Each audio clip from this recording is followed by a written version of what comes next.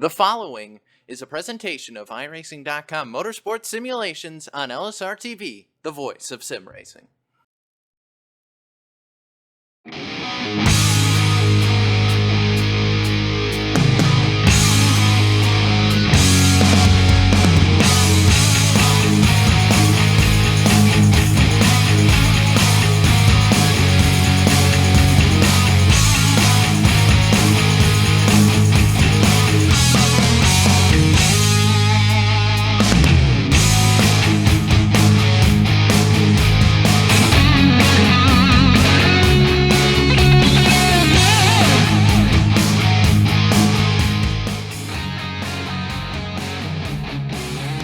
Good evening, race fans, and welcome to those of you watching on LSRTV, YouTube, and iRacing Live. This is the 2016-2017 RealSimRacing.com Icebreaker Winter Series presented by Hippie's Paint Shop. Tonight, we are here in Hampton, Georgia at Atlanta Motor Speedway for round 7 of this 10-race championship, and more importantly, the first race of the playoffs. I am James Pike, and alongside me is my broadcast partner, Austin Coop. We've also got lovely Cisco Scaramuza up in the booth. And Austin, this is a fun track. This is a fast track. There's a lot you can do here with the way the surface is laid out. I think we're going to be in for a pretty entertaining race this evening. Yeah, it could be said that Atlanta has that cookie-cutter feel, but at the same time, this is one of the most fastest 1.5-mile ovals that you're going to be racing at on the iRacing service and in real life. It has big swooping corners with hardly any bumps until you get in like maybe turn 2 or a little bit in the middle of turn 3 and 4, as I've driven it quite a lot. This is one of the tracks I've been on the most, so I know a lot about this track, and the fact that it's a quad oval, it's not tribal, so when you get to the front straightaway, you actually have to be a little careful when executing a pass. It could go wrong if you don't make that move quite well, but it can also bring big advantages to maybe catching your opponent off guard if you're trying to execute a pass and you're a lot faster than this track is. Definitely has that feel of a cookie cutter, but at the same time, it's so quick, it's so fast, but it also eats tires. Yeah, the surface here is really old, and you do have to manage your tires and able to make it through a run and have something for the end. Now, we mentioned that this is our first race at the Chase. We'll go 3 races, and then our finale at Homestead, we will cut. So, we start out with 8 drivers who have qualified for this chase. David Comstock, Jeff Ward, Dwayne Vincent, Michael Waters, Chad Cole, Mike Kelly, E.J. O'Rourke, and Scott Simley. We reset everything the same way NASCAR does, so David Comstock and Jeff Ward, by virtue of their 2 victories already this season, go tied into this race as the points leaders. 3 points back are Vincent and Waters, who have 1 win each, and then Chad Cole, Mike Kelly, E.J. O'Rourke, and Scott Simley all pointed their way in. Don't have wins yet, Austin, but not a bad time like the present to go out and get your first win in this chase and get yourself qualified directly to Homestead with a few races to spare. Yeah, and if you're those few drivers that do have don't have those extra bonus and then don't have any wins on the season, that would be nice to make it so that you can at least put an exclamation mark going into the season finale, like, hey, I got the win, I'm going to be there at the end as well. Speaking of drivers that are doing really good as we're getting qualifying wrapped up here, is that I tell you, week in and week out, and it's going to be this week too, I think there's one driver I'm looking at in particular, and he's been hot lately, and that's the number 9 car, and he just happens to be on the pole tonight. Yeah, let's go ahead and take a look at that starting grid, because you're right, Jeff Ward, who won last weekend at Charlotte, also happens to be the guy sitting on the pole tonight, so that number 9 Belkin car will start P1. Outside of him, on the outside of the front row, is the 54 of Tim Matthews. Jose Gonzalez in the meatball machine will start P3. Alongside him will be Bobby Terrell in P4. 5th place will be the 40 of David Comstock, tied for the points lead with Jeff Ward going into tonight. E.J. O'Rourke will start 6th. Mike Kelly in that 2 machine, the I-80 Speedway machine, will start 7th. Scott Simley will take the green flag from P8. A.J. Browning will start 9th. And Shane Ewing will round out the top 10. Joey Katina in that number 12 Havoline Ford will start 11th with Scott Stenzel to his outside in 12th. Gerald Campbell, 13th with Dwayne Vincent next to him. 14th, Bobby Wetzel, 15th. Joe Hudson's going to roll off 16th with Doug Roth. 17th, David Nance. 18th, James Nunn will start 19th, and Justin Listenby will start out or just inside your top 20. 21st will start that 82 of Mike Franklin. Scott Warren will start 22nd. 23rd will belong to the 36 of Steve Bavacqua. Alan Roll will start in 24th. The 25th position will belong to the 66 of David Batone. Jeffrey Ford will start 26th. Jeff Fabiano in that 27 Twitch machine will start 27th. How convenient. He'll be followed up by Michael Waters, who starts outside of row 14 and 28th. Josh Cheney will start 29th, and Douglas Wyatt will round out your top 30. Finishing out the last 6 cars of the field will be Scott Brotherton, 31st, with John Fowler, and 32nd. Keith Brooks Jr. is the last car to make a time. He'll start 33rd with Chad Cole, Michael Priester, and Brian Chambliss. They'll be starting the last 3 spots, 34th, 35th, and 36th, with provisionals tonight. There's a look at your starting grid. We'll move on here to track facts, get you to know the speedway a little bit better. It's a mile and a half, just a little bit over. Technically speaking, 1.54 miles a lap. We're going to go for 115 laps tonight and 177.1 miles. Pit window here is going to be about 50 to 55 laps, so you are going to have to stop twice, Austin. I think the key is figuring out when you make those stops and whether or not you short pit to try and make something happen, or whether or not you just catch a good caution and you make it happen that way. Yeah, I know in the Cup cars it would be around 35, maybe. I don't know if you could stretch it 40 laps on tires because it just starts to fall off. With these cars, I'd say it's going to be like a tiny bit longer. The tire compound with these cars is a little bit tougher to break down, and then the tires don't fall off so much. But that's what I would say. Look for 40 lap stints, and maybe 2 stops is what I'm thinking as well. 2 plus 1 and maybe a caution, but all to be found out a little bit later tonight. Pace car pulls off pit road. Jeff Ward slows him, gets a great start. It's the green flag. Meanwhile, you got Jose Gonzalez in the back there coming underneath Bobby Terrell, already ducking down to 1 lane. Everybody not necessarily interested in going too wide early. It looks like the top 10 for the most part have tried to settle out, and then, who am I kidding, Austin, they found it on the back straightaway because this is Atlanta and you have room to run like that.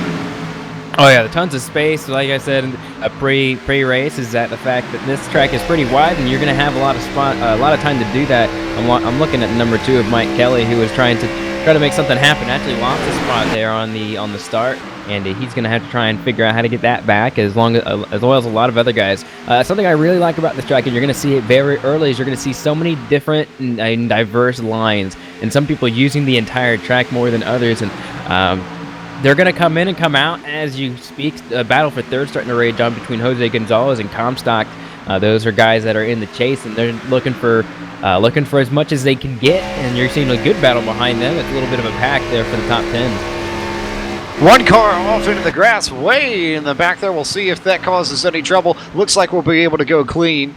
Yep, we're all clean there. So, little incident there to start the race, Austin, but looks like we'll stay clean, we'll stay green, and yeah, it looks like a lot of people have kind of fanned out in the front. I am honestly surprised at how early they managed to get to single file, especially when you consider that, this isn't necessarily a place like a Martinsville, Bristol, or maybe one of the narrower tracks on the schedule. You have room to run at Atlanta, and you can jump around and do all these sorts of things. As we see a battle here for 4th, David Comstock, one of our number 1 seeds going into the chase, goes underneath, EJ O'Rourke going underneath David Comstock, trying to get that 4th position as they go down the back straightaway. And he'll have it too. He's definitely going to make that charge. EJ O'Rourke, he's shown a lot of speed this year, and he's definitely going to be in contention to do really well for this race, and so there's 1 spot there for him today.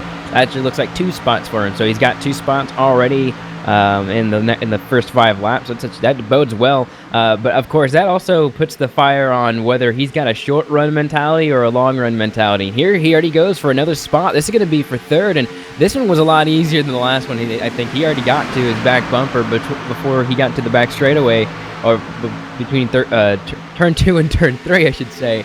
And he was already there, so a really fast car for that 41. We'll see if those tires hold up. We'll see if he if he can hold up for the long run, that's not typical for someone to run this strong and be there later. But I'd hope to be proven wrong with the way he's going so far.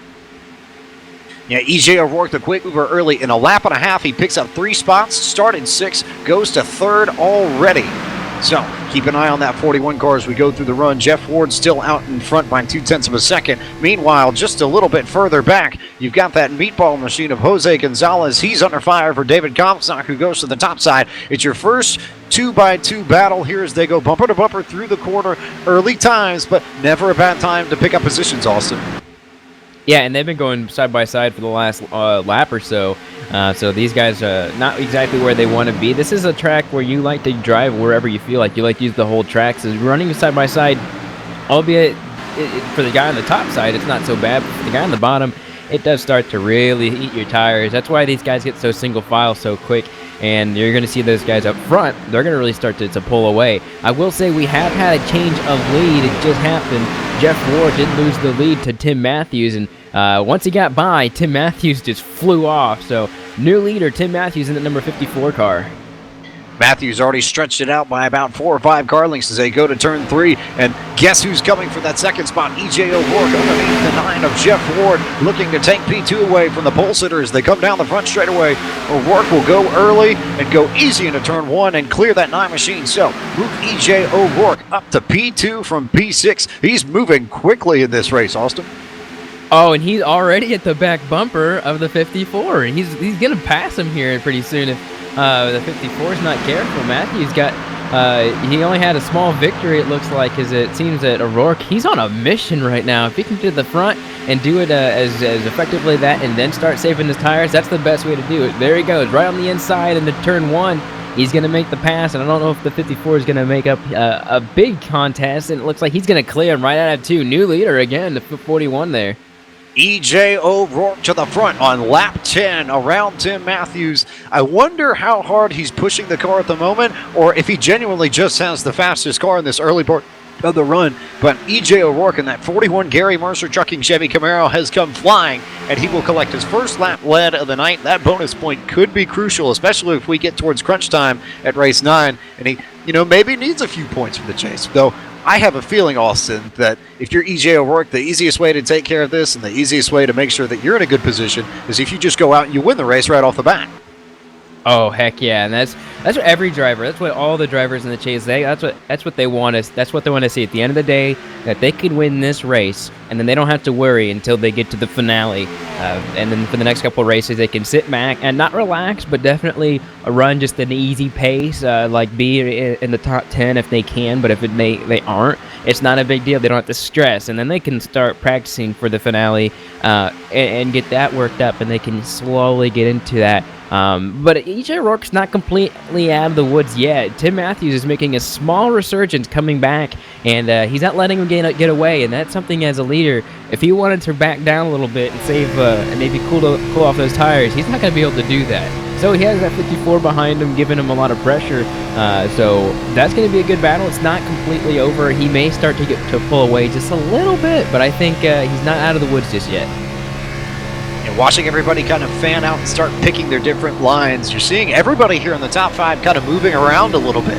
EJ O'Rourke got to the front by using the bottom, but then went to the top and ran high in 1 and 2 almost immediately after he got the lead. I've also seen Tim Matthews and Jeff Ward kind of search up a little bit through there, and as we go a little bit back further through the field, David Comstock has been running the top side for a good chunk of what we've already run in these 14 laps, and Bobby Terrell's also kind of bounced around between the top and the bottom as well. As you see those two going first, we have a yellow flag out on the racetrack. Austin, guess if you want your pit stop now, here's your shot, right? Yeah, one of them, I would say many. The 77, I do believe, was involved in some way, shape, or form or fashion. I did see him, like, mow the grass or something. Oh, wow, he got some air there. We might get a replay on that. He got major air, single car incident. I don't know exactly what happened on the front straightaway. We'll get a replay for you, but he just came right in the quad oval. We talked about it. Replay is coming right up on your screen. You're just going to see him come down, mow the grass, and then go a little bit of supercross air time there, and then start sliding. I'm so surprised that none of these guys hit him. I mean, literally, Fabiano and another driver split him in the middle to avoid him. That's really good driving by some of these guys. Impressive stuff to make sure that we don't have any sort of issues early on, especially when you've got a case like this, Austin. I think in a lot of ways it makes sense to just back it down. Don't worry about your tires. Take a flat spot as we look here off the gearbox and see what happened to that 77 of James Nunn. But just way too crazy to be going this nuts early, I think. Yeah, and as we're finishing up that replay, we're going to also have drivers coming down pit road. I don't see many drivers, if any. I don't think I see any drivers on these 14-lap tires staying out. And if they are, they may be trying for a bonus point or so, but only a few drivers are going to do that, and they're way too high in the standings to do that. So we're looking at one driver who may have, looks like... the 42 of Scott Stenzel, either he missed his pit box or only took 2 tires. I think he missed his pit box. But the race off pit road, looks like Jeff Ward. He's going to be the first car off pit road this time by. And then Comstock is going to beat Matthews. And then Terrell, Jose Gonzalez, EJ O'Rourke, and Katina. That's going to round the first 7 or so guys off of pit road. But a lot of things changing. And the 54 did not get as good of a pit stop as I think he was expecting. A lot of people coming down, so I think that will answer our question for the most part of how do you manage those last 10 to 15 laps that might be outside of the pit window. Well, you come in and you knock them out early when you get the chance under yellow so that you don't have to stop under green and make things happen. So Jeff Ward came off first. David Comstock was second off, followed by Tim Matthews, Bobby Terrell, Jose Gonzalez. 2-car Mike Kelly is the 1 car that stayed out in all this madness. And Austin, meanwhile, EJ O'Rourke, I think, maybe struggled a little bit there down pit road. Came in as the leader, lost 6 spots on that affair and that exchange. So I have a feeling we might be coming back, and we'll see him probably go for it under green, see if he can make another charge up to the front like he did when we got the initial start. Oh, yeah. I say that there's something that really happened on that pit stop, whether he went through it or the fact that maybe his pit crew just didn't do a very good job. So regardless, the pit road can sometimes be the make or break spot for some of these drivers. So sitting 7th right now, he still has 1 car in the very front that they're going to have to worry about, but they should be cycling through. That's a big hit for that driver. Been going from 1st all the way to 7th at the moment. That's gonna hurt these drivers, and he's just gonna have to put that away and go back to business. This is actually the farthest he's been all day. So almost like the restart, almost like the start of the race, he's gonna have to pick this up again, go to the front, and then try it. But the thing that stinks, I think, for him is that caution. That first caution really helped him, because if he did push the car harder than he was wanting to in any sort of way, he got it back with that caution, the tires, and he had the opportunity to be first. Now pit road issue ensues, and now he's gonna have to do it all again. Yeah, I think it's a little bit of a kind of 2 sides of the coin situation, because yes, he gets those tires back, but at the same time he also has to go get those positions back too. I think what will be interesting to watch here is the one guy who stayed out, that 55 of Michael Waters, who is currently your leader, did not come down and get tires. He will be the only one. Now, in most cases, you would think, Austin, that would almost be a death sentence, and in most cases this year throughout the Icebreaker Series, we've seen that guys who stay on the track and don't take tires usually get run over pretty quickly. But at the same time, we've only run 18 laps. We'll be coming to lap 19, I believe, when we get the green flag. So who knows? It might work out for him if he plays it right. I don't know. I think it's nice to hope, but it doesn't matter how many times you run or how many laps you run on these tires. I hope that he gets going quick, and they typically can, but once they get into turn 3, that's where it's going to be the make or break thing for him. If they're still too wide and they need to go by him, that could create catastrophe. But if they get a single file, as they have been, I think I'm going to agree with you. It'll be fine, but he will lose positions regardless in a couple laps. I think we're about to find out as Waters leads the field down to the green flag, and we take our second green flag of the race here in Atlanta. He'll jump out to the outside. It's a pretty good restart. Meanwhile, looks like David Comstock will go underneath the 9 of Jeff Ward to take P2 right away as they go through turns 1 and 2. Oh, heck yeah. That was a great move right there. He's gonna go for the lead here pretty soon. That was a heck of a move. That 40 car is making it known that he doesn't want to wait around and he wants to get to the front and take his position that his teammate E.J. O'Rourke had. And you're gonna see there, right there in 3. Oh wow! Look at that close racing. I said it'd be in turn 3, and there it was. And that was some close, hard racing. The tires not working for Michael Waters. Comstock blows right by him, and now Michael Waters might just get freight trained by everybody on the bottom. Jeff Ward will come underneath them. Here comes Bobby Terrell as they come out of turn 2. E.J. O'Rourke making another charge back to the front. He's under the 55. I guess tires didn't really work out all that well for Michael Waters, and track position wasn't really what you needed in this case because he's already way up in the turn and back to about 10th as they come out of turn 4 also. So when you at the end of the race, when you get a checklist of things not to do, that's one of the things not to do. Because he's already 8th, 9th place, I think, and still losing. He's 3 wide right there in turn 2, which is never a good thing, especially when you're only falling back. And he's going to continue to be freight trained by this. But I tell you what, as a driver, sometimes you do these things to get data, to find out how you guys can perform later on in the race if you're in a similar situation. Now, he's still under fire, and he's still going to lose lots of positions. He's going from 8th, I think. He's 15th this lap, so he lost 8 positions in an entire lap. So that's just something you have to think about at the end of the race. That these guys sometimes have to try things like that just to see what they have. You're right, yeah, if you're going to try anything like that, you do it here at the beginning of the race so you have time to make it up. By the way, Austin, would you like to take a guess at who's come up to P3 since that restart? E.J. If your answer is E.J. O'Rourke, yeah, E.J. is correct. He got around and made the pass on Tim Matthews to go get P3, so now he's back cutting Jeff Ward just like he was about 20 laps ago. Beyond that, it looks like things have kind of stabilized a little bit. David Comstock has jumped out to a 0.4 of a second lead, starting to put a little bit of a gap on that 9 Belkin machine. And then you've got O'Rourke who's charging again. Tim Matthews is right there. You have to go all the way back to Mike Kelly in 10th to find your first side-by-side battle. He's alongside the 82 of Mike Franklin working on that 10th spot. Yeah, it's getting a little hairy back there in a 10th spot. You got 2 rows deep of cars trying to go everywhere, and look at Mike Kelly trying to search for something on the outside, trying to go past Joey Gattina, that number 12 Haviline car. It's a little bit of a cluster for this, it looks like 8th position, and drivers are not giving any space, it looks like. Is the guys on the bottom and the guys on the top, they're pinching and pushing, and I have a feeling that this is going to resolve itself cleanly, but these drivers are definitely trying to get every amount of space that they can.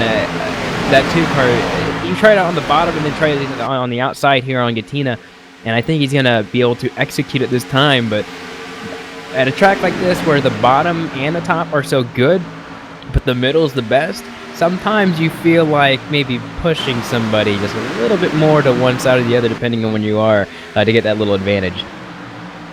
Yeah, I think we have to watch that move of Mike Kelly just to see what he does, because we know he, maybe more so than any other drivers in the series, is not afraid to search around and find lines and not afraid to take a few risks with his pit strategies. He has short pitted in the past. He did it last week in Charlotte to try and make something happen. So he's not afraid to go out there and make something happen if he feels like he needs clean air, Austin. Yeah, and I think that you hit something right on the head. Not afraid to search. And when we talk about the iRacing service and what it provides, we talk about a dynamic track. Sometimes we don't talk about it a lot at the shorter tracks, but at the larger tracks, it's one of the biggest things about a track. Because this track, over the 115 laps that we have tonight, the track will change over every single lap, because you have 34 cars in the lead lap going around. That's 34 laps of tire wear every lap, and that starts to add up. You're going to get over 1,000 laps of rubber buildup before this is even, probably before I'm done talking. But we're going to get lots of rubber buildup on this track, and what that does is that creates different lines and different things for these drivers to choose. And that's why we saw so many different lines at the very beginning of the race, because it started to change already. So that's one of those things that if you're good at that and you can find the line before somebody else, that's where you'll get the high jump on them, and that's where you'll start to advance positions quicker. Yeah, definitely. By the way, while you were talking, we saw Tim Matthews get around Jeff Ward for that second position, and he's already moving up high. And I think, Austin, you definitely just hit on something there, because I'm starting to see some of these drivers start moving towards the middle of the racing lane, especially in the corners. We've got just over 10 laps on these tires. They're going to start to lose that sort of new tire grippiness that you have right at the beginning of a run. And at a place like this, if you can find a place where the rubber is just built up and you don't necessarily have to wear your own tires down to get grip on corner exit, especially here, he who finds the middle, I think, first will be able to profit in some way, shape, or form. The question is, can it carry you all the way to the front of the field as we see Tim Matthews looking underneath the 40 of David Comstock, searching for the race lead here on lap 30 as they go into turn 3. And he's the driver who's committed to the bottom, but you're going to see that it's not going to work so much. You saw him drift up just a little bit. Being on the bottom is also going to really destroy your tires, but look at the number 9 who's swooping in after that attempt. Once you try to pass somebody at a track like this and you actually go side by side and you don't win, this is going to happen typically. You're going to have somebody who's already on your heels waiting to pass you, even though you feel like you're the guy who has the better car than the leader. So that's one of the aspects of these 1.5 miles that really I like. The fact that you have to really pick your battles wisely, because if you don't execute that pass, which he didn't, we have a car in the wall out of turn 4 too, pretty big damage too. I'll get to it in a second. 32 infield actually, but you're going to see some of these guys make moves, and then they're going to drop off and maybe lose a couple spots. Yeah, one car went sliding down in the grass after it hit the wall in turn 4. We'll get a little bit more information for you on that in just a moment as we have more cars going down into the apron on the back straightaway. All sorts of cars bouncing all over the place. No cautions yet, though. That's the key. No cautions yet. So there's cars everywhere. Bouncing all over the place. So, as we get back to it here at the front of the field, you got David Comstock still up there. Tim Matthews is also there. Shane Ewing is the driver that went down in the infield. He has subsequently been notified by race officials, so keep your eyes peeled and make sure you don't do anything too crazy. But Comstock in your lead. Jeff Ward now looking underneath the 54 of Tim Matthews for P2. The 9 machine who has been so quick on these mile-and-a-halves. He probably should have won Texas. He did win Charlotte, Austin. Now we're here at Atlanta. He's up to P2. He gets around Matthews as they go into turn 1. And look at that. That's going to give him a lot of that. He's a driver. Jeff Ward, I've actually driven with him quite a bit in the past, and he's a driver that can typically make something out of nothing. He got the pole, and he got 7th in practice, and then he dropped off almost immediately once the race started. So you were kind of wondering at home, probably, wow, he might be one of those guys who's really good at starting a race. This is a driver that typically can start, middle, finish a race extremely well. So I'd say that since he only lost a couple positions, he's probably going to search, just like we talked about Mike Kelly. He's one of those drivers that is really adaptable. So once the track starts to change a little bit, you're going to see behind him a change of position for third. Looks like Bobby Terrell. He's going to get third position from Tim Matthews, and Tim Matthews is going to continue to fall behind. But talking about Jeff Ward again, he will continue to make progress on the track as it changes. Ward making inroads towards the front of the field. Meanwhile, I'm wondering if the tires might be beginning to go on that 54 because he's sliding back awfully quickly here in this very short span of laps. Ward got around him last lap. Terrell got around him this lap. He's now under fire from the 13 of Dwayne Vincent and the 41 of E.J. O'Rourke.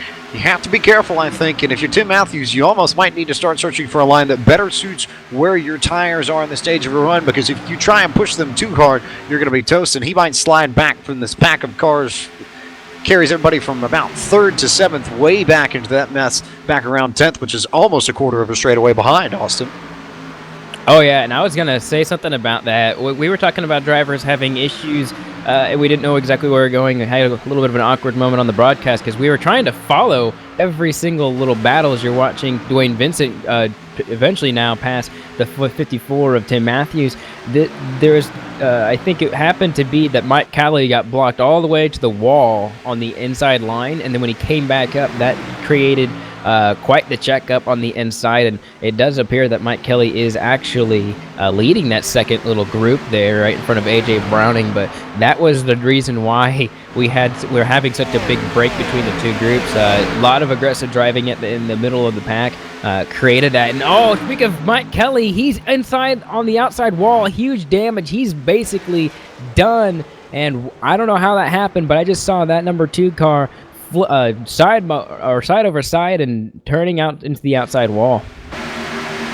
First, or rather second yellow of the evening here at Atlanta. Mike Kelly just, I think, lost it off the corner there. Got a decent run out of 4, but lost the back end, smacked the wall, and then had to try and slow down and correct it. And by the time he had made it to the front stretch, he had been weaving back and forth and just overcorrected and smacked the wall and spun in front of everybody. I am, in all fairness, a little bit surprised that he didn't get collected by anybody else, because that was right in the racing line. So, but big trouble for that 2 car. Mike Kelly, he'll have to come down pit road rather, to get the damage fixed up and get everything cleaned up. And I think at this point, Austin, it's just about salvaging a good finish for that 2 car, because at a track as aero sensitive as Atlanta, if you have any sort of damage like that, you're in big trouble. Oh, you hit it right on the head there, James. And he could have a lot of other issues aside from aero damage with as many times as he hit the wall too. He hit it out of 4, then hit it on right in front of the grandstand, and then of course, because of the dog leg bend that it has right there, he hit it once more too. So hopefully it doesn't have too much damage, as all of our leaders are going to be coming in. I think it looks like maybe the 17 will stay out. Or that's not the 17, but that looks like one driver is going to stay out. But all the drivers, other than that, are going to come in. And that 17 of Bobby Wetzel currently 1 lap down, so it's all about everybody up here at the front of the field. Comstock and Co. will all come in, and at this point it's just a matter of who ends up having the good luck, because all the pit stop errors here are random in iRacing. So long as you come into your pit stall cleanly and don't overshoot it or undershoot it, all up to the computer to decide who gets the luck of the draw here. But Jeff Ward will get off by a very, very significant margin. Following him is going to be Comstock. Dwayne Vincent came up to P3. EJ O'Rourke will come out P4. Bobby Terrell, I believe, got the 5th spot coming off of pit road. So everybody's off pit road now, and before we go back to green, we're going to take a quick commercial break. You're listening to LSRTV and the RSR Icebreaker Winter Series, presented by Hippies Paint Shop on YouTube and iRacing Live.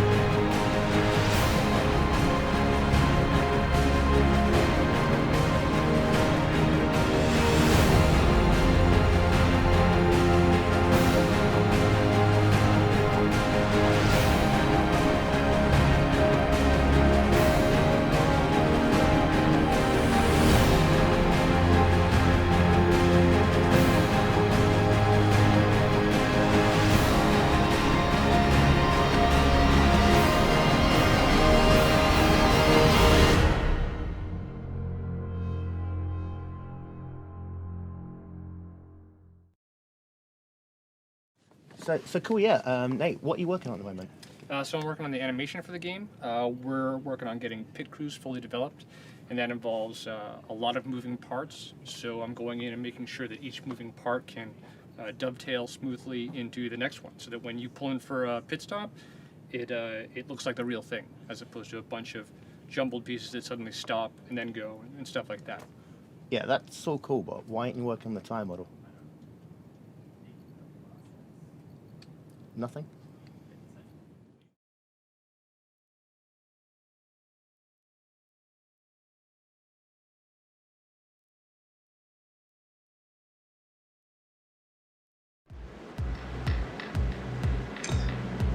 Welcome back to LSRTV and iRacing Live here.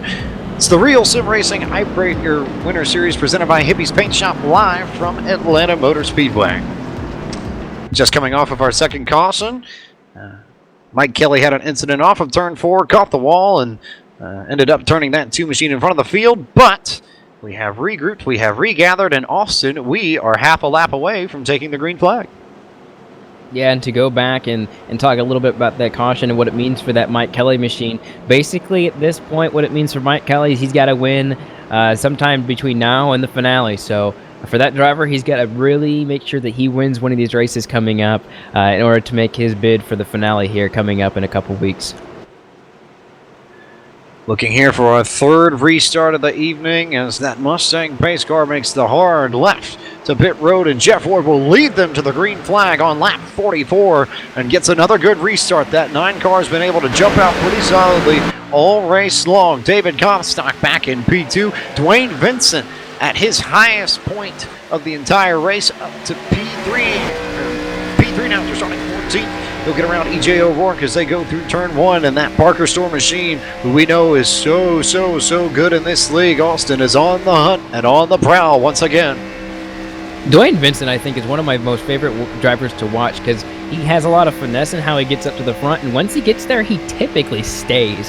So now that he's up here, he's going to be a big threat. Now, the battle for 4th is not done yet. E.J. O'Rourke's going to go back to the bottom of the track to try and get that, and wow, he got it very quickly, as the 13 did, I think, just kind of heated it just for the time being. He'll get it back, or he'll try and pursue it here later. Jose Gonzalez on the back bumper right now, and I don't think there's a lot of room between that meatball machine and the Parker Store machine. Those two are very close together, but yeah, 13 back to 4th, and those two drivers, of the 41 and the 13, they are showing that they really want to be at the front and that they're really trying to be as competitive as possible. Going back right into the top 10, the thick of things, right after these restarts, these guys are really close. And look at Fabiano, he's up a lot of positions, 27th to 9th. He's a driver to watch. We were just talking about him, how he's been really lucky tonight off of getting out of one of those wrecks, but he's doing a really good job tonight. I think this is one of his better performances.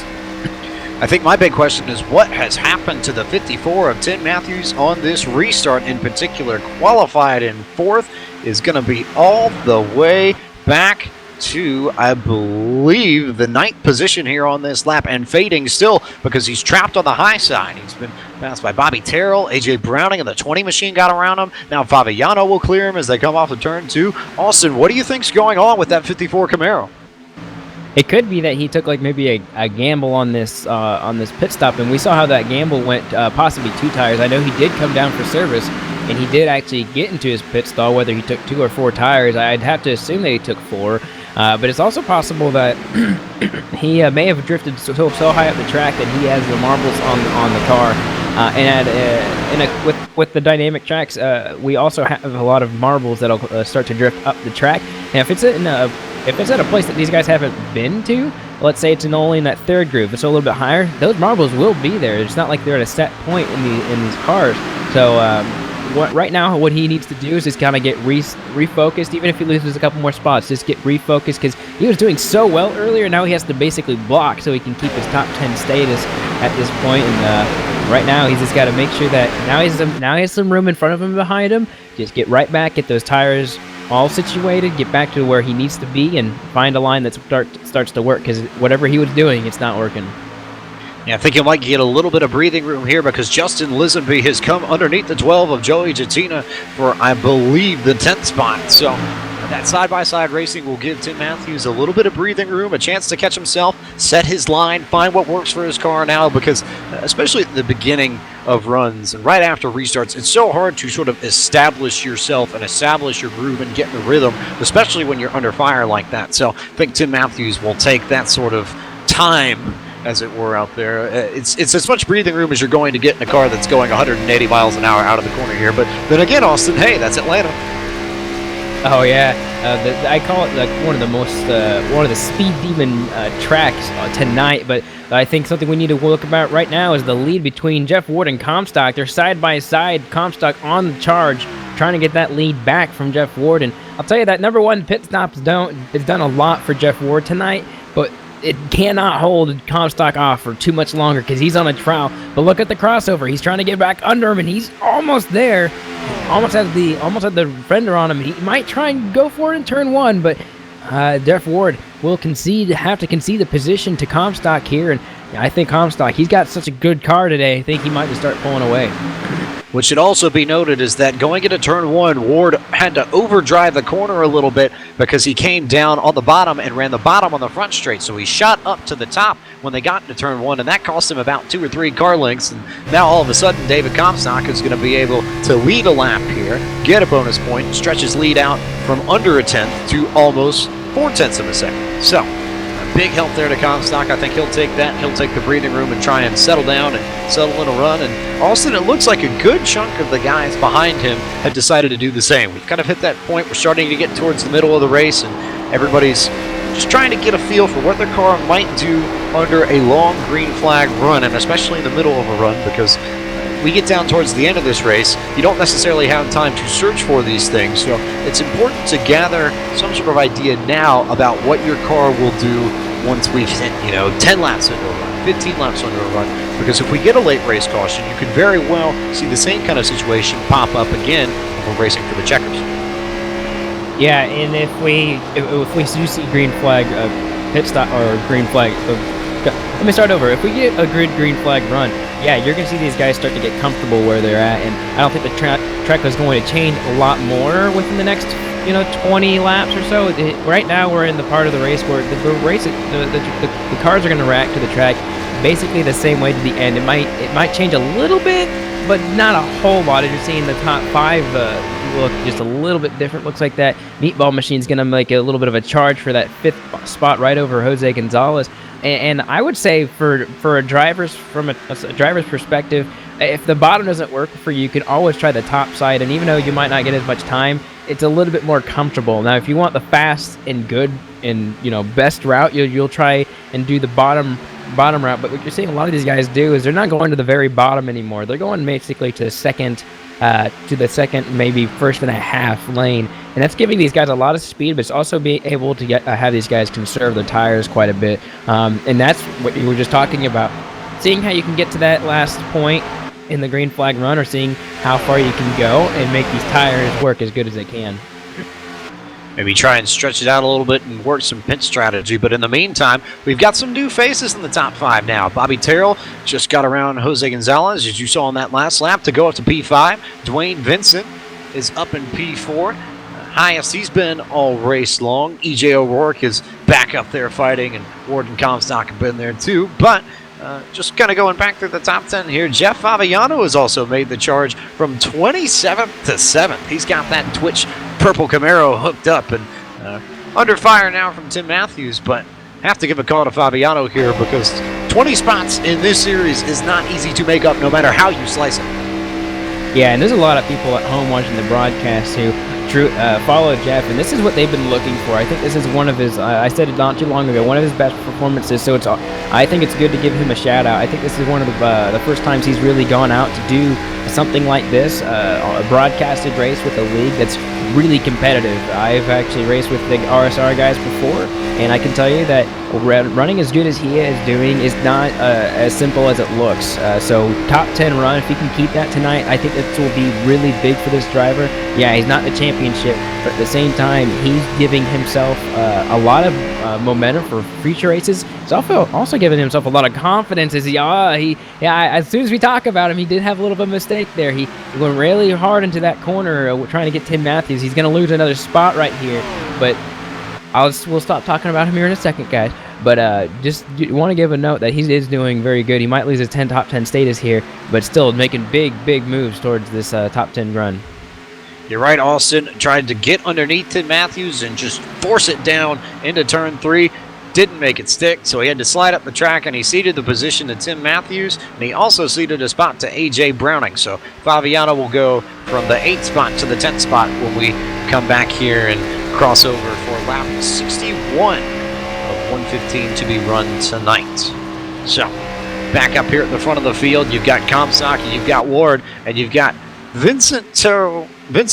O'Rourke and Terrell, who have all kind of bunched up. They've become a little 3-4-5 party that looks pretty racy, Austin. I have to believe that there's going to be some sort of action popping up here within the next few laps. Yeah, and I think the driver at the tail end of that is the driver I want to see. Charging down pit road, just hit the orange cone, so we'll have to give a little bit of a wave to the orange cone here in a little bit.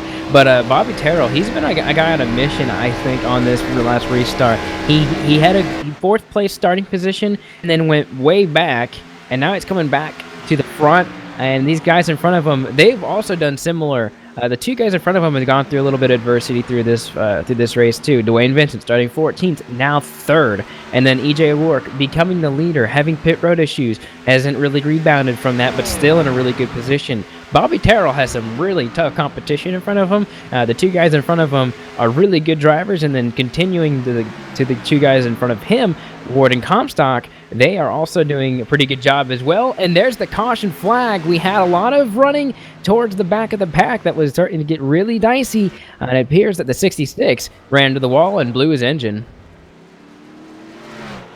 Big trouble for the 66 of David Batone. Not the night he wanted, we can tell already. That thing is all beat up on the front end, and we'll see what happened here in just a moment as we bring up the replay for you. But not a fun evening when you get knocked out like that, Austin, especially with a track like this. It's just hard. Yeah, in turn 4, we'll see it probably at least one more time. Turn 4 is going to be that turn. It just sneaks up on you. And Brian Chambliss, as you saw in the replay, is a little bit of a product of that. He was on the receiving end, and nothing he could do about what happened all in front of him. Looks like he will have to try and figure out to get that damage fixed up as well. That right front is not looking so well. But the 66 of David Patone doing everything he could to try and keep that car off the wall. And once it hit, there's nothing you could really do about it. From veteran to driver that's been here a little bit shorter, it can happen to anybody, and you just saw that.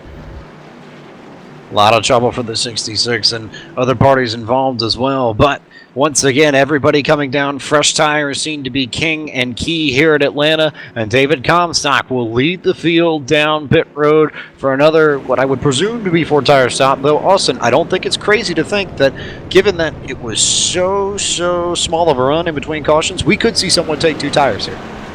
Yeah, and Jeff Ward, I was going to talk about how he might beat all these guys off pit road. I'm going to say no. He went through his pit box this time. So even though he's got the first pit box, he will not win it this time because he went through it. And David Comstock will be the first driver off pit road with Dwayne Vincent behind him and EJ O'Rourke, the 3rd driver.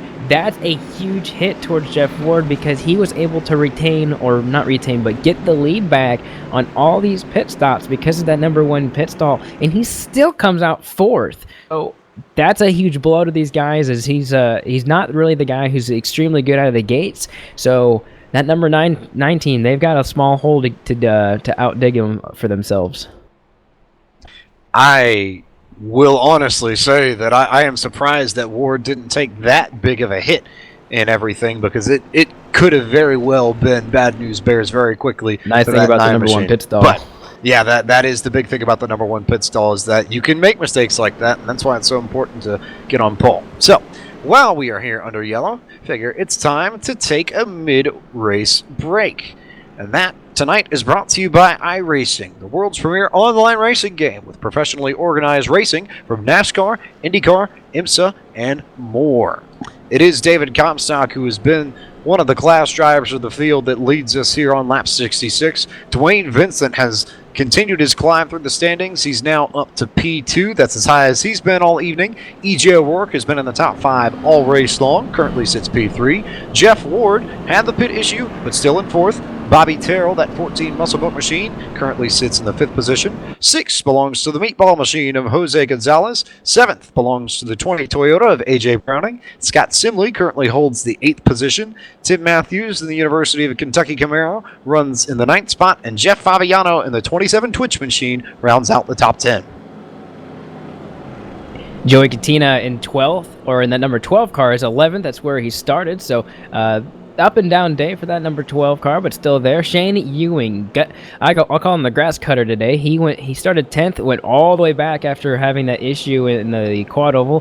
12th, Chad Cole is 13th with Steve Vakwa, and 14th, Scott Stenzel is going to finish the top, or is going to be in 15th. He's not going to finish just quite yet. Josh Cheney is in 16th. Douglas Wyatt is in 17th, 30th to 17th. That's not is not in the top 10, but still, it's a big deal for that number 28. Michael Priester is in 18th. Justin Listenby also from 20th to 19th, and then Scott Brotherton from 31st. Sorry, a little bit of change up to the lineup. Scott Brotherton 19th with Jeffrey Ford in 20th. Michael Waters currently runs 21st. John Fowler, 22nd. David Nance, 23rd. Mike Franklin, 24th. Gerald Campbell in that 35 machine, 25th. Scott Warren, 26th. Alan Roll, 27th. Joey Jatina back to 28th. Keith Brooks Jr., 29th. Doug Roth rounds out your top 30.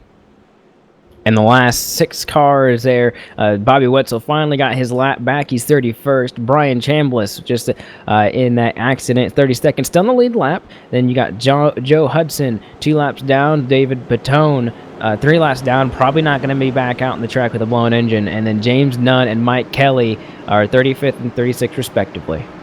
So there's your mid-race break brought to you by iRacing. For more information on the wide variety of sim racing possibilities, visit iRacing.com to sign up today. You can use our promo code that is PR-2016 LSRTV when you register for a new iRacing membership to get the late model free of charge, along with the 13 cars and 14 tracks that come with a first-time subscription as they get the green flag, and Comstock is off and away quite easily. EJ O'Rourke did a really nice job of following him, and he'll get past Dwayne Vincent for that second spot. So, big time move from EJ O'Rourke right off the restart there. You have to go back to 4th already. Jeff Ward did not get the great restart on top. Bobby Terrell will go ahead and clear that 9 Belkin machine. And Dwayne Vincent holding serve, doing nothing crazy, sitting in P3. He's a patient one though, Austin. I have a feeling that when it's time to go, you will see that Parker Store Camaro hit the go button and start charging towards the front of this field.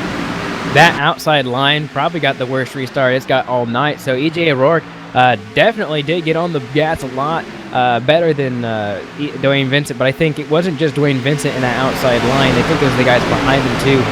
You're going to see, looks like Jeff Ward, like I said, just not very good on these restarts. He's definitely really good on the long runs, and he's even talked to us about that in interviews past, so look for that driver to surge later on.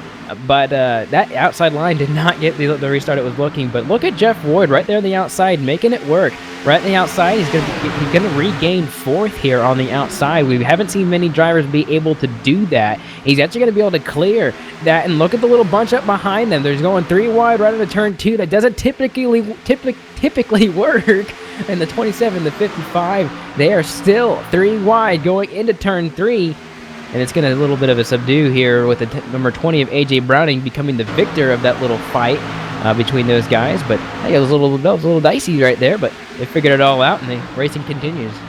Was a little bit dicey down there. Jeff Fabiano got a run underneath Tim Matthews, and I don't think Matthews expected the 27 to stick his nose down there as they went into turn 1, because it got everybody all bottled up. Matthews and Fabiano made contact. Everybody slid up the hill, and it spaced out everybody in this field. They were all bunched up right before that incident, but after that, everybody's all strung out into a line and pretty much just hanging tight and letting everything set sail. So, Comstock still up in front. O'Rourke second, Vincent third. Ward has managed to hang on to that 4th position, so able to get down to the bottom. I think Austin, his car doesn't like the top side as much, and he got a little bit of breathing room than he needed. Got back around Bobby Terrell, made it happen. We'll see if he can put that 9 car back up towards the front, because we know at this little quad oval stretch that we've had here in the series that when it comes to guys that are going to compete for the win, the 9 car has been at the top of the list consistently for the last few weeks. Yeah, him and Comstock has done really well at these tracks as well. Look at the fight behind them for the top 5. It looks like the Terrell and Gonzalez, they made contact going into turn 1, and that ultimately gives the position to Jose Gonzalez, it looks like. And I don't know if I was, switch that, Bobby Terrell. No, I was right the first time. Yeah, it looks like the number 20 of A.J. Browning and Jose Gonzalez. I apologize again. He's the guy who's going to get that position off of contact in turn 1 a lap ago. And that 20 car, he's making a lot of, the 26 car is making a lot of moves. That's Jose Gonzalez right on the outside, trying to get around that Parker Store car. That 26 is making a lot of moves, and he was 3rd at the beginning of this race, dropped back quite a bit, and now he wants to get back to where he was qualifying, and then maybe get a little bit more. But eyes, I think, have to be on that 9 machine of Jeff Ward, who just drove around Dwayne Vincent on the outside. So, Ward up to P3. Vincent back to P4. Gonzalez, as you said, right there in P5. And then you have a whole host of cars right behind Bobby Terrell. It's your first side-by-side battle on the track at the moment. Is going to be all the way back here. Looks like Shane Ewing and it's AJ Browning are side-by-side in turn 3. And I believe that might be for the 9th spot, 8th spot, somewhere right there. They're all kind of bunched together. Yeah, Shane Ewing, Scott Simley, and I remember I talked about how Shane Ewing, the grass cutter, he's coming off a rebound from being the grass cutter earlier, and he doesn't want that to be his nickname. He wants to be his nickname to be top 10 at the end of the race. Something else than what I gave him, but yeah, he's making a lot of spots up. Somebody who's losing a couple spots is Jeff Favignano on the inside line. It's not working for that 27 Twitch machine at this point. The inside has been really good for him early on, and he's been able to get up into the top 10, actually up to 7th with his biggest spot, but he's going to fall a little bit, and he's undercharged by a couple guys behind him as well. So that driver under fire at this point. But yeah, that 32, he's really gaining a lot of spots, and this is a driver that typically does that. Typically has later surges. We've seen him in Icebreaker. We've seen him in the Full Throttle Cup Series as well. Do really, really well more towards the middle to the end stages of a race. It isn't really like a shining star at the very beginning, but still gets good finishes at the end. He's a driver I want to see. And we're seeing a lot of drivers do that. A lot of drivers start to just come up towards the front. So we have Tim Matt.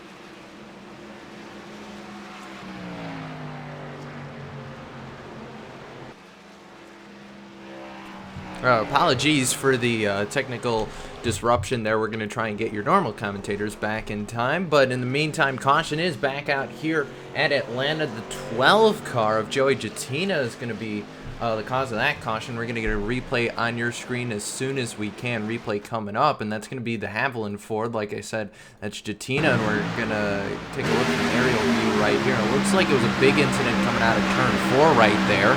And alongside the 43 of Doug Roth, and the 82 was in the wall there. Got a piece of it, came down right into the 43, and the 12 got put in the wall. And as a result, that's a big incident for the 12 of Jattina. He's going to have to take that car to the garage area, probably put a new motor in that one. So a big hit from the 12 of Jattina. And yeah, that's going to bring out another caution here. So I'm expecting to see these guys come down pit road here as we're still trying to get the announcers back on the mic here. Apologies, like I said, for that. In the meantime, cars coming down pit road.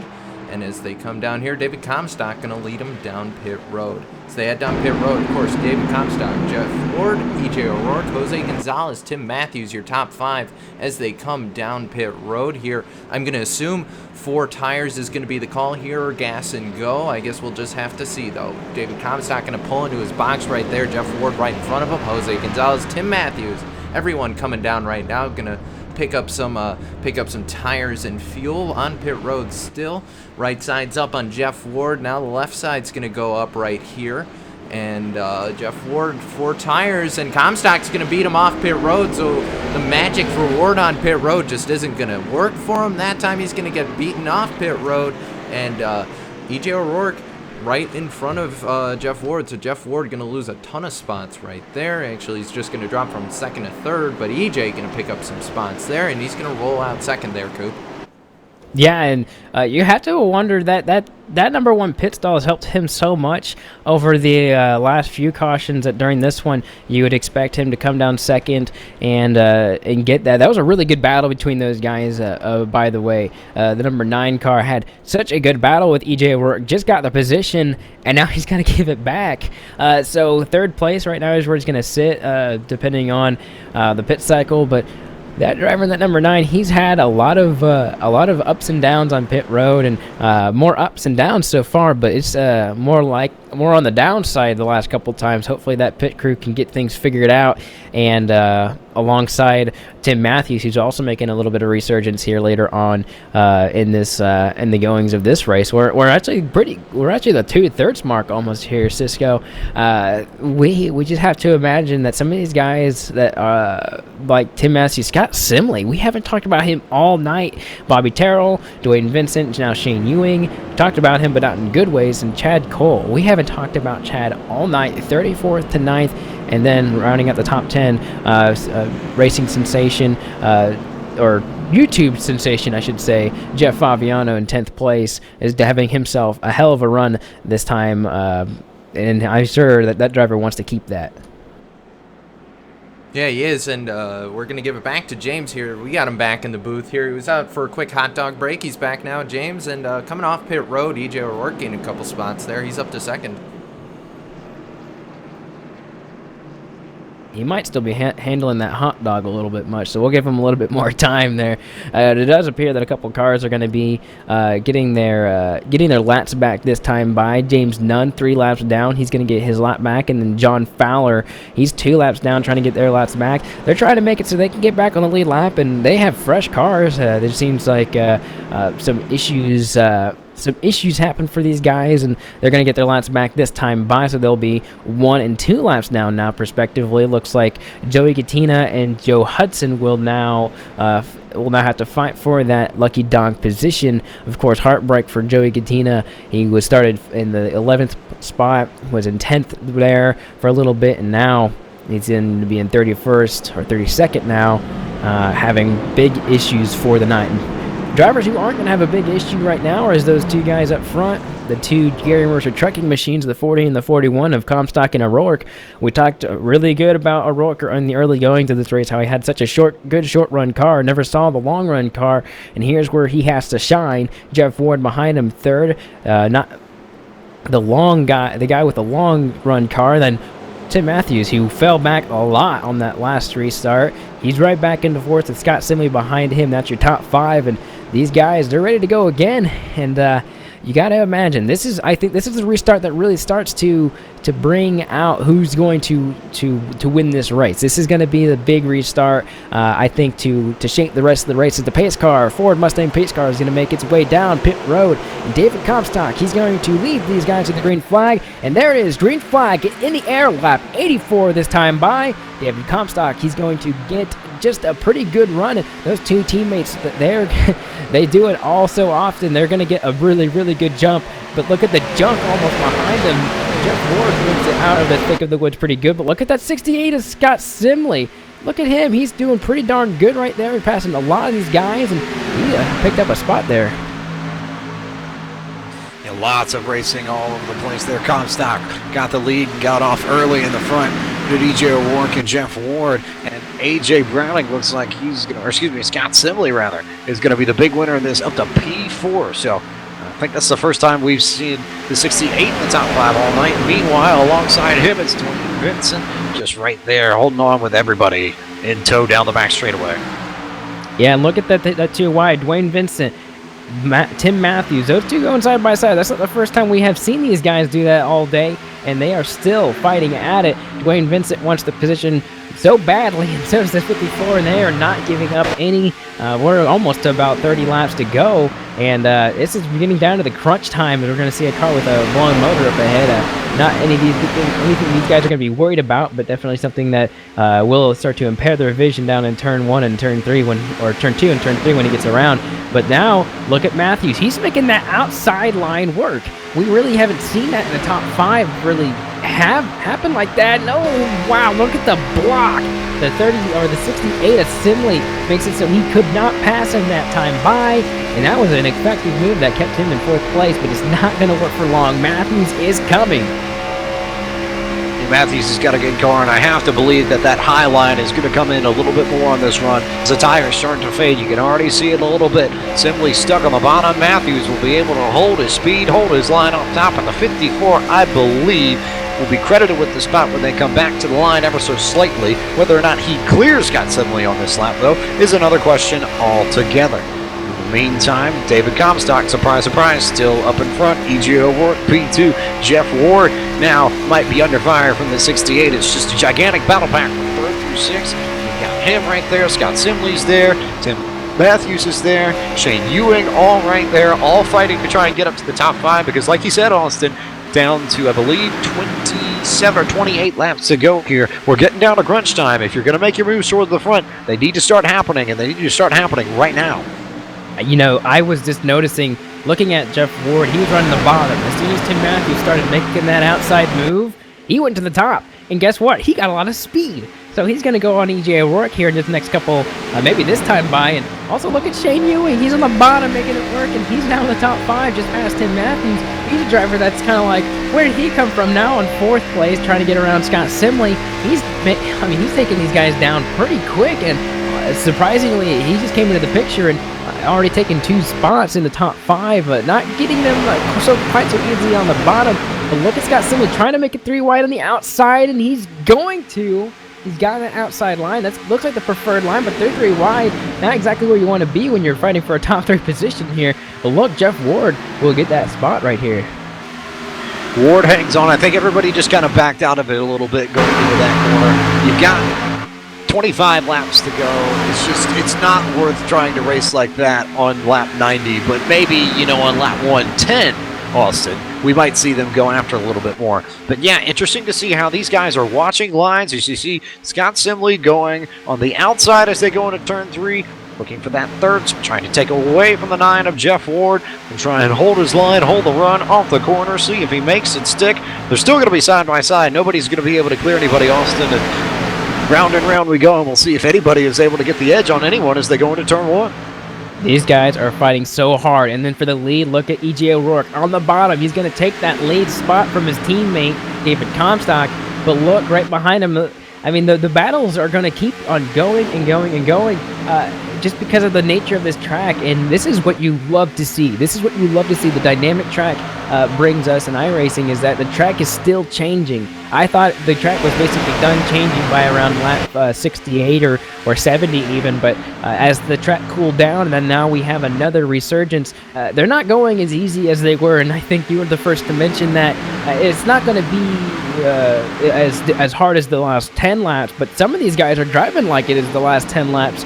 It's almost as if you lose a spot, you feel like you won't get it back, and if you lost a spot, you want it back as soon as possible. And I think one of the guys who's basically trying everything he can to get to keep his positions is Tim Matthews. He's been a driver who has been very inconsistent today, but still in the top 5 and barely hanging on, trying to keep in the clutches or stay out of the clutches of Dwayne Vincent and the 32 behind him of Shane Ewing. Yeah, Matthews got a really good run off the bottom of turn 2 and was able to get underneath Shane Ewing, who is just bouncing around every single lane I think we have here at Atlanta. Was down on the bottom 2 laps ago, is stuck up on the high side now, and Dwayne Vincent has come underneath all of them and is now going to go right underneath Tim Matthews and see if he can go grab that 5th spot away. Coming underneath the 54 in turn 1. We'll see if he gets the run, Austin, off of turn 2. He's not going to quite get him clear, but it does look like he's going to have the advantage here coming in the next lap or so. Turn 3 is a place where you like to be in the bottom, and turn 4 is a place where you like to be on the top side. But it appears he may get the advantage here out of turn 4, and that's exactly what's going to happen. That was a hard-fought battle for that 13. It was not an easy one given by Tim Matthews, but Tim Matthews did everything he could to keep him behind him, but only so much that Dwayne Vincent just had to keep working at it. Now, Dwayne Vincent's going to keep going after Jeff Ward. 4th place, you'd expect him to gain a couple more spots, but it appears that Scott Simley, he has a different kind of plan, and we talked about how we haven't said hardly anything about Scott Simley all day. He started 8th, and then kind of just was there. Now, Jeff Ward's going to make the move, but look behind him, Dwayne Vincent's also going to be there looking to kind of see what goes on between these two, pass whoever doesn't make this cut, really. Another lead change on lap 97. David Comstock back to the point around E.J. O'Rourke. So the 40 machine takes that spot back where he's been for the majority of the night. Meanwhile, a little bit back behind him, you got Dwayne Vincent coming right underneath the 68 of Scott Simley, looking for what I believe would be the, I think, third spot. We'll see as they come across the line, and survey says fourth spot. So, excuse me for apologies on that one. David Comstock, P1, E.J. O'Rourke, P2, Jeff Wood, P3, and now it is Dwayne Vincent in P4. And Scott Sibley, rather, up on the top side, and Tim Matthews all underneath him. And seems like there are just a whole host of problems for that 68 all of a sudden, Austin. Yeah, and back up front between Ward and O'Rourke, they made contact right there at a turn 2, and only good drivers like those two can make contact like they just did and get away with it. The driver who's not going to get away with it in a better fashion is Jeff Ward. But you have to think Comstock has the lead, and his teammate that behind him, O'Rourke, he just happens to be in second, basically trying extremely hard to keep that position. I wouldn't say he's blocking for them, but he's definitely not making it easy. If at least one of them can get into the next round, into the finale easier, I think the one teammate's is going to do that. And these two have been so good this year over the three-man team this year, and those two have been up front. And I do get these two cars mixed up every once in a while just because they have very, very similar paint schemes. But I think Jeff Ward, and I think more or less right now, Dwayne Vincent wants to really spoil that party. His highest position so far, Dwayne Vincent, is second place. He wants to make it a first place and, of course, be that winner. But he has to get through Jeff Ward and E.J. O'Rourke first. And those two drivers are not drivers to just to wait, really. But looks like the 9 will give up that spot. He went over the radio and told Dwayne Vincent to go get him. And Dwayne Vincent is definitely going to take that and run with it at this point.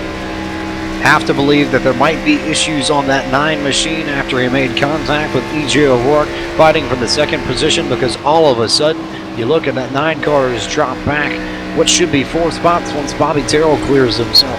Big time trouble for the 9, who has had one of the strongest cars all evening long, but at this rate it keeps on going. He might not be there when it counts, and that chance to lock himself in on the style of track where he's been most successful throughout this Icebreaker Series, Austin, may well have just completely gone away from him in that one instance, as you see Dwayne Vincent and E.J. O'Rourke race side by side with the yellow. Caution out on lap 102. Yeah, and just like as soon as we were talking about the caution, it was a huge wreck right there in the looks like turn 1 and 2. Looks like I see Joe Hudson and John Fowler of the aftermath of what just happened. It looks like Scott Warren might have been involved as well. He's got quite a bit of damage on that car. But what I was talking about for some of these guys, or for E.J. O'Rourke, E.J. O'Rourke almost made contact with Dwayne Vincent too. So it's quite possible that these guys might not be happy with the way E.J. O'Rourke is driving on that machine, just because of the fact that he may be pinching these guys down. And hey, it's racing, and it's something that does happen, and you want to take it as much as you can for these guys. But it's starting to get a little hairy towards the front, and the 41 is trying to keep second to himself. But that's the second time we've seen E.J. O'Rourke almost have contact with another driver in the turn 2. I think you make a good point, Austin, that you do have teammates up there in Comstock and O'Rourke, and it might not necessarily be a matter of trying to hold off everybody as we come down pit road, probably for the last time here. It might just be a matter of trying to hold his position and get everything he can out of this, because if you don't win a race, every point matters. But money stop time at Atlanta. Last pit stop for most of these guys, and we shall see who comes out of here with the lead, and we'll get that coveted first spot as we come to the final restart. Clean stops, it looks like, for everybody. Comstock will be the first one in. Rourke and Vincent came in P2 and P3. Have to watch and see how everything comes off here, Austin, but we're going to learn a lot about what's going to happen here in the next 15 laps based off how these guys come out of pit road. Yeah, and look at O'Rourke. He's going to possibly beat his teammate off pit road. Yes, he is. O'Rourke in that 41. Hey, if he didn't run as hard on these guys for those positions, he may not be in first. So that 41, you got to give him credit for trying what he did on track. Then it looks like his teammate Comstock is going to be out second, and then third looks like Gerald Campbell in 35 car. For some of these guys, that may not be the I don't know how to say it. They're not going to be happy with the 35. Let's just say that with almost 10 laps to go, for somebody not in the chase, they may not be very happy about that. Yeah, all sorts of stuff happening all over the place. But yeah, I think you hit it right on the head there, Austin. E.J. O'Rourke went for it. Did a whole bunch of stuff there in that last run to hold on to the P2 spot, and it has paid off immensely because he will lead us to the green on what could be the final restart of the race. Yeah, and through these guys, through the chase guys, you have a lot of them in the top 10 right here. And, you know, talking about the running order, you have E.J. O'Rourke, Comstock, Campbell, Vincent Matthews, Wetzel. Look at Wetzel. Huge return. Was at least one lap down earlier, got that lap back. So he's in 6th. Shane Ewing, now I don't have to call him the grass cutter, he's in 7th place.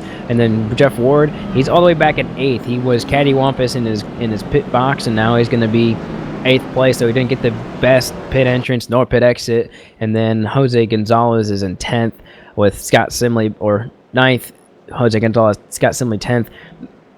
And I gotta believe that this is, I said the last restart was probably the restart that would make or break some of these guys, but I think the last pit stop was for a lot of these guys. E.J. O'Rourke coming out first, and then Gerald Campbell coming out third. This is gonna be, I think, interesting would be my choice of words, but I think there's probably a better way to say it. We're just gonna have to see how it goes, though.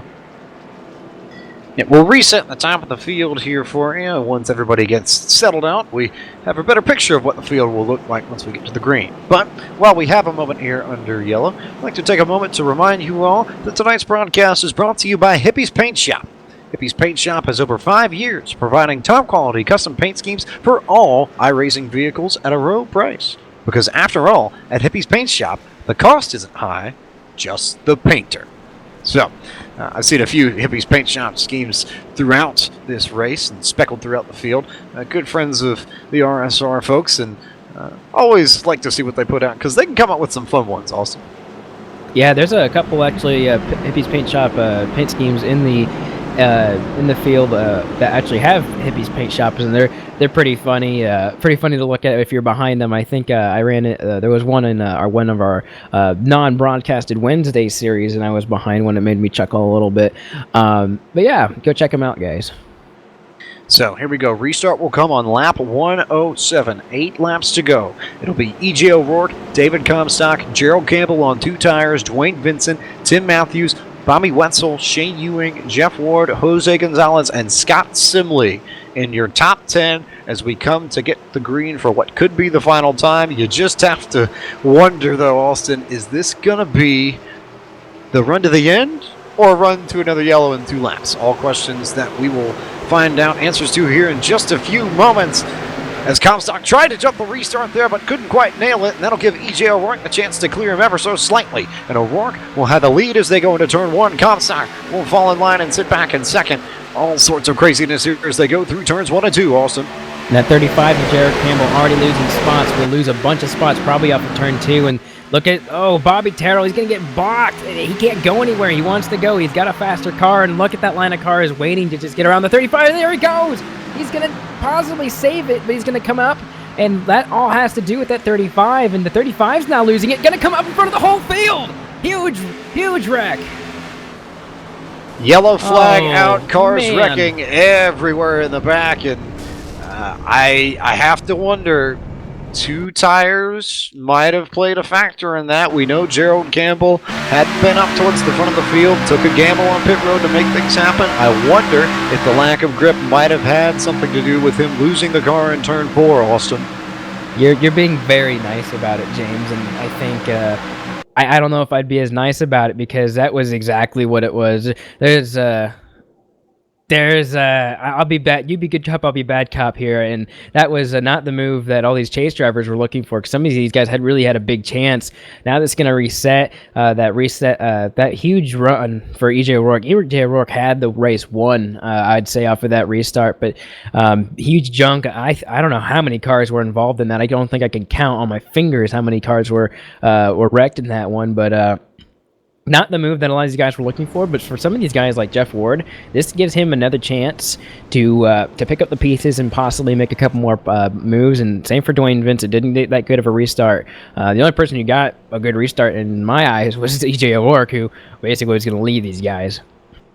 just all a big accordion effect. 'Cause remember, that all started in the middle of 3 and 4 when Bobby Wetzel got loose and kind of went down on the apron, and everybody kind of chucked up, and Gerald tried to avoid it as well, and then came back across the track trying to correct it and get back into the racing line, and that's when everything happened. And I look at these. I look through the field and I see all sorts of cars torn up. Jeff Fabiano has got damage. Scott Stenzel has got damage. Scott Brotherton has damage. Doug Roth has damage. Justin Lisenby got caught up. Pretty much if you were anywhere right around that, I'd say I think it was about 10th-ish where that took place, you ended up hitting something, and it ended up being, for all intents and purposes, the end of your evening, at least in a competitive sense, Austin.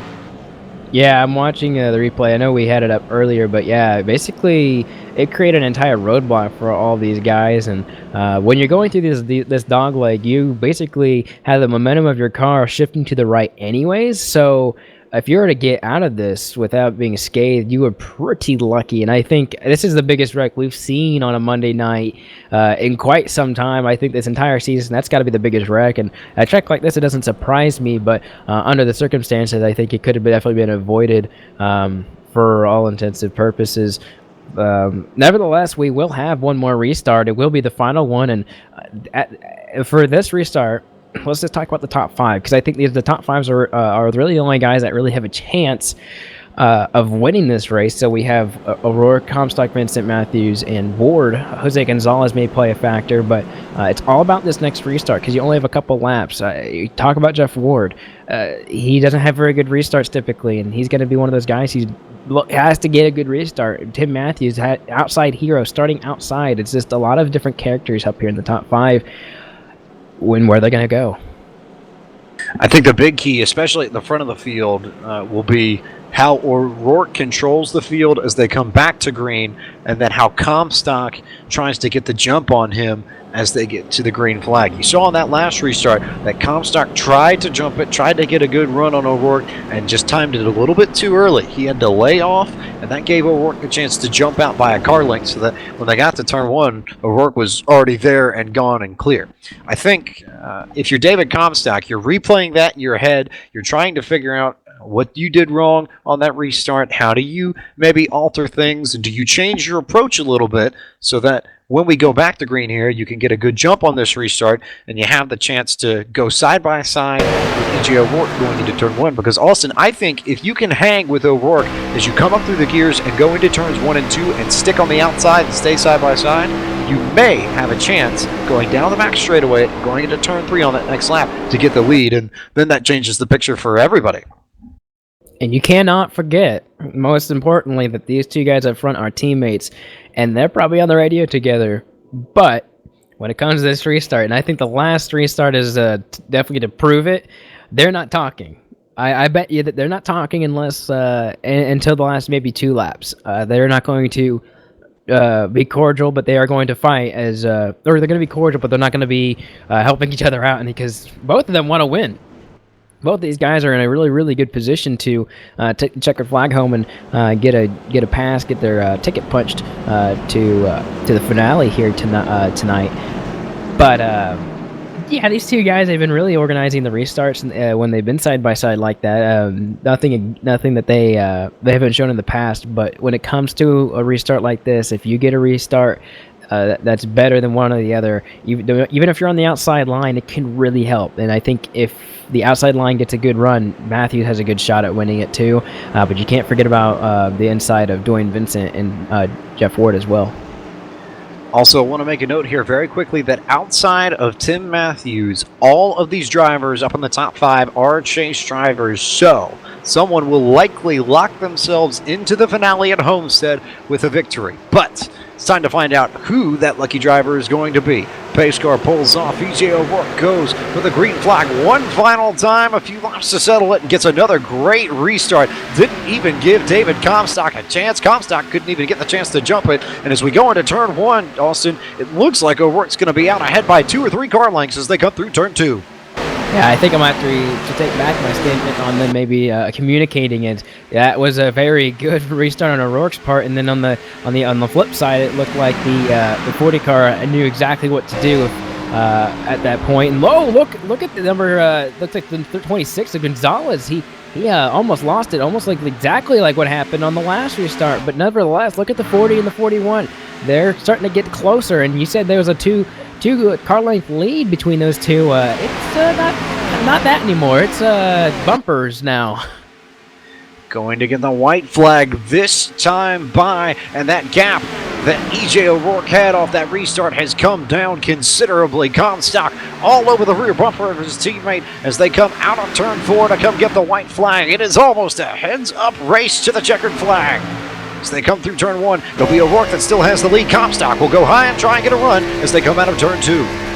Yeah, I don't think you could get any closer to the bumper than Comstock was to his own teammate. This is going to be the money turn right up here, turn 3 and 4. What's he going to do? Is he going to go low? Is he going to go high? And it's going to be close, but I don't think he's going to get it here. Coming underneath him, here comes Comstock. He's got the run off of 4. The corner, here they come down to the start-finish line. And EJ O'Rourke is going to hang on for his first win of the season and will punch his ticket into the chase and the finale at Homestead after not winning a race in the regular season. How about that for a Monday night finish, Austin Coop? Oh, man, I didn't think he was going to get under him. I even said it. I was like, I don't think he's going to get there. And wow, they put on a show for us for darn sure. And wow, you said it pre-race. Wouldn't it be great if you had your first win get you to the championship? And there you go, EJ O'Rourke. He's been so good this season. He just hasn't got his win. You're going to see him and his teammate burn it down, getting a really good 1-2 finish.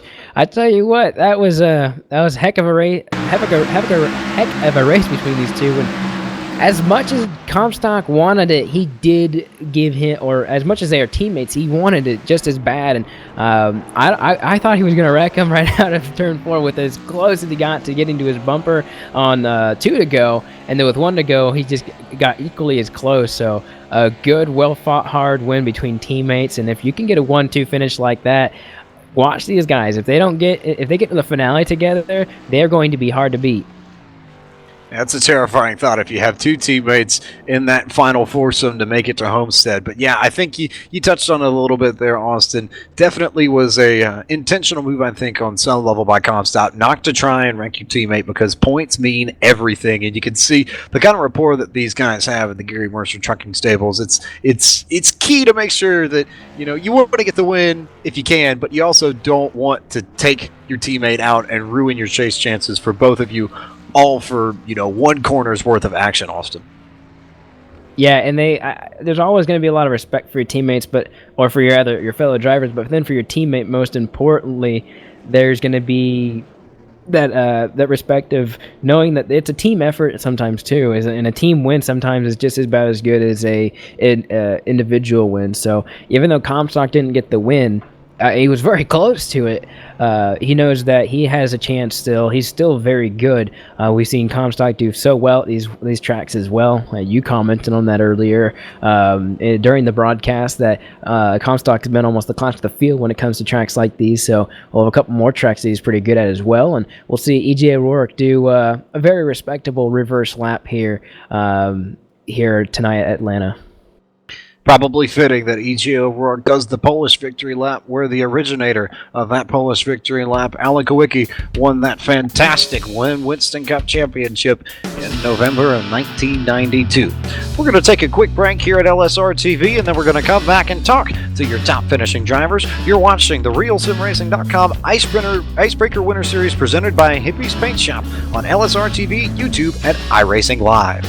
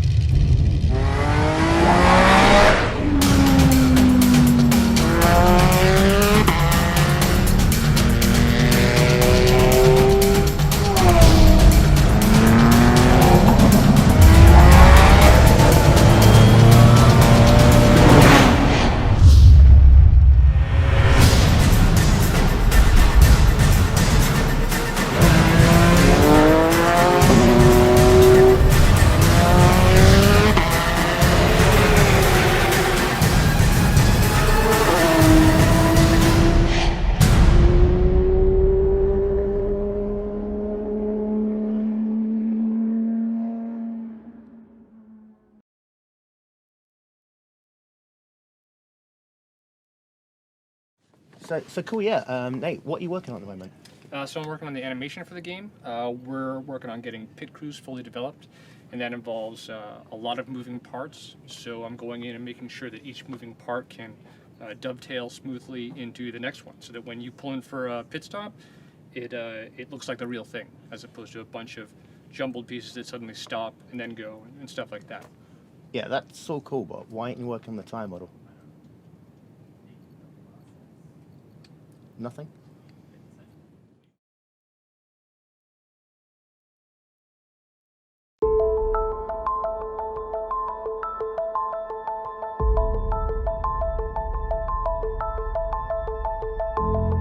You know, the straights are unbelievably long. The first time you come here, everyone tells you, you know, you'll be flat out 6th gear for 20 seconds. First time I was here, I lifted halfway down the straight. I didn't believe that it was still going. I was waiting to brake and I was back on the power. And the Porsche curves are extremely fast and extremely narrow, so it's a tricky track. And, you know, every year I've come here, you learn something new every time.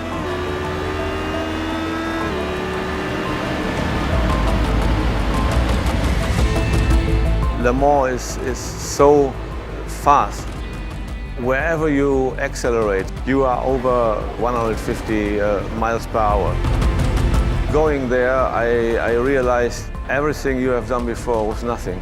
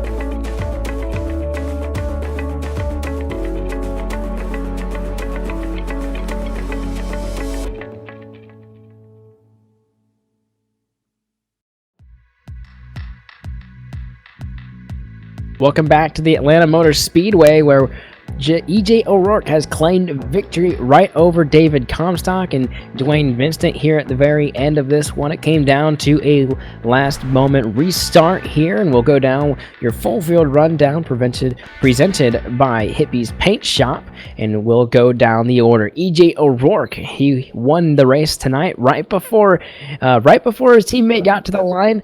About 2/10 in front of, or 2/100ths of a second right before him. Dwayne Vincent third. Tim Matthews comes home fourth, and Shane Ewing, he finishes out the top 5 here. Chad Cole managed to come from the 34th position to the 6th when it was all said and done. Easily wins the Hard Charger Award for the evening. Scott Simley finished in the 7th position. Bobby Tyrrell ran in the top 5 for the majority of the evening, came home 8th. The 9 car of Jeff Ward finishes a disappointing 9th after sitting on the pole for this race. And Steve Bivacqua from 23rd to 10th to round out your top 10. An up and down day for Bobby Terrell, or Bobby Wetzel, I should say, finishes 11th. Jeff Faviano had almost a heartbreak there and finishes 12th with Jeffrey Ford, and finishing 13th with Scott Brotherton. 14th, Justin Listenby. 15th, Doug Roth finishes 16th. And Michael Priester, he finishes 17th with Jose Gonzalez in the 18th position with Brian Chambliss, 19th. And then finishing out that top 20, Mike Franklin. He finishes one position above where he started in 20th. Scott Warren finished in the 21st position. A.J. Browning had a strong run and then got caught up late in an accident. Came home 22nd. Scott Stenzel was also one of the ones caught up in that late race. Crashed on the front straightaway. Came home in the 23rd spot. Last car on the lead lap. Everybody here on out is at least one lap down or out of the race. James Nunn finished in the 24th position. Gerald Campbell was the instigator in that big wreck. Came home in 25th. Douglas Wyatt was able to bring it home in 26. Joe Hudson claimed the 27th position. Josh Cheney finished up in 28th. Michael Waters finished up in 29th. And Keith Brooks Jr. rounded out your top 30. And the remaining of the field did not finish this race and got a DNF. So John Fowler, David Nance, Alan Bowell will be 18, 20, and 31 laps down. Joey Katina finishes disappointing 35th. David Patone 35th. And then Mike Kelly, another disappointing race, started 7th and finished 36th, 60 laps down. Well, I do believe we have caught up with our race winner. I do believe James Pike is going to be with him in victory lane in that number 41 machine, and we'll get a word from him. James, I'll throw it down to you. And I am down here in Victory Lane, Austin, with the number 41 driver, that Gary Mercer Trucking Camaro of E.J. O'Rourke, and quite the impressive run for E.J. tonight. Was able to hang around in the top 5 for a good chunk of the race, and then made things happen right at the end of it, was able to stick it out, got on pit road well, and made things happen. So, EJ, first off, congratulations on the win, and let's start with the obvious. Talk about that final green flag run and the restart and those last few laps running there with your teammate. We're going to Homestead! No, and I'm happy. It was cool. I don't know. I just held my foot to the floor and was hoping for a caution. So I take it then that you're probably maybe a little excited about the fact that you're already good and clear for the championship 4? I'll tell you what, Mr. Pike, I didn't expect myself to run that close for the win. My Gary Mercer Trucking Camaro was strong, but to win one of these races is real tough, and I think it's my 3rd one in the Icebreaker Series in my career, first one this year. So to lock myself in round 1 is really special. I can kind of take a break the next 2 weeks, but David ran me clean all race, and Jeff Ward, Dwayne, and Bobby, everyone else up front ran me clean all race, and it's special to win one of these. Trust me. Yeah, always special to win in the Icebreaker Series because it's so tough. But to be fair, the last few weeks on these quad ovals, we've gone to Texas, we've gone to Charlotte. You've been in the top 5 for the majority of those races. So personally, I can't say I'm totally surprised to see you up here in front because you've had a strong car when we've been on the quad oval. It was just a matter of putting it together. So did you change anything for this week? Did you tweak anything, do anything differently to get yourself up from that 5th place range to the victory tonight? It was just kind of, I don't want to call it luck. I think I was, top 5 car for sure, but just the way the cautions flew, and David was the faster car, I think, and he let me know when he was going on the restart, so I was able to get the third and second, and we were just kind of running 1-2 and playing, helping teammates out for a while, and then I got the lead on the final pit stop, and then with the way the setup is, you can run it flat out for a few laps. So I mean, you can't really pass when you're flat out. So it's just the way it worked this week. So hopefully he can win next week and lock himself in too. One more question for you before we let you hit your shout-outs. Yeah, I would figure the excitement levels are a decent indicator off the top of the interview here, but how big is it to be locked into Homestead already and to know that you can run these next few races and not necessarily have to worry about points and know that you're just good and fine and you can come back and come with us in February and try and go get the Icebreaker title? Well, I wasn't a fan of the chase when RSR first announced that was going to happen. I lost to Chad Cole last year by 7 points in the traditional point race, but I guess I'm a fan of the chase now. It's really cool, and to be going to Homestead with the shot of a championship is really special. And we'll see what we can do. I mean, Homestead's not one of my better tracks, but you never know what can happen at the end of these things. You saw what happened in Miami in the Monster Energy race last year, so you never know. Remember that fondly. I was sitting, maybe about 30 feet up from when Carl and Joey got into it. But So was I. this is all about now and all about you. So let's take a moment and say congratulations to you on your victory. And who makes it happen for you? Who's behind this number 41 operation? I just want to thank Brendan and Gary Mercer for putting Gary Mercer trucking on the Chevy Camaro. It looks great. Looks even better in Victory Lane. All you guys over here at LSRTV for broadcasting this stuff. I always enjoy going back and looking at the broadcasts. Real Sim Racing, of course, for putting this league on. Without them, I guess I wouldn't win. On my team, Aftermath Motorsports, and David's been my full-time teammate in the league, and also Brian Macklin and Brendan Mercer too have been part-time. So gotta thank them and everyone else. EJ O'Rourke, your winner tonight here in Atlanta, and locked into the chase. And from EJ, we will turn our attention now to Austin Coop, who has made his way down to pit road and caught up with the runner-up of tonight's race, who just missed out on the win, EJ's teammate, that 40 Camaro of David Comstock. Yeah, it was a hood between these two guys at the photo finish.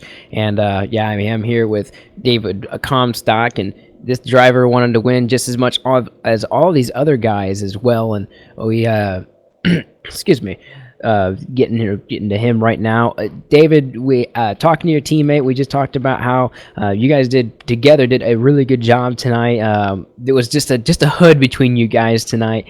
But talk to us about your race. You and him started 5th and 6th, and then you finished 1st and 2nd in the reverse order. Talk to us about your race and how it went there for you at the end. Yeah, we worked together all night long to get ourselves toward the front and just keep us there and keep looking out for one another. And those green flag runs, we were able to run our own pace and save what we needed to save to keep ourselves there for the long run. But at the end of it, it ended up coming out to be where it was cautions, and you had to start running the car hard and see where everything lays. And at the end of it, he raced me clean, and we raced each other real clean, and it was a good spirited battle and put a good show for the fans.